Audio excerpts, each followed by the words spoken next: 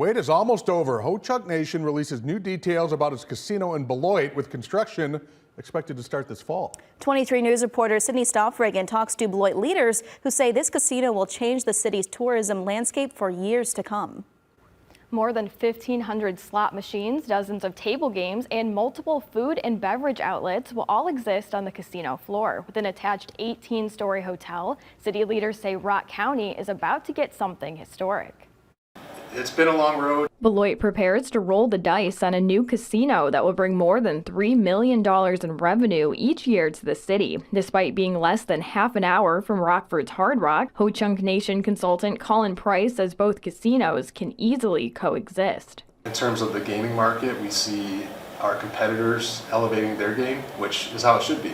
Everyone's offering a unique product, and that's what we're trying to do here. We can all offer something really special for the guests to pick and choose what they want.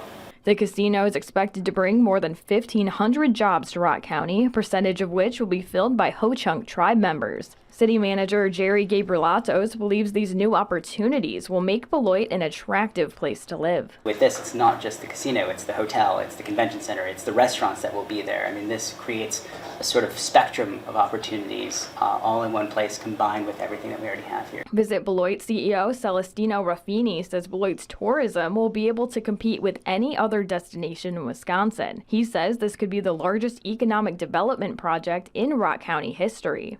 So we really look forward to people coming to enjoy gaming and entertainment and meetings and conventions, but while they're here taking advantage of all the other businesses and opportunities and events that take place in the Beloit area.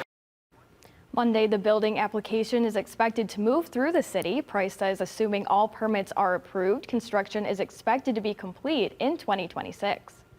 Thank you, Sydney. And with the Hard Rock Casino Rockford officially opening its doors this fall, a casino leader says they look forward to any friendly competition that comes their way.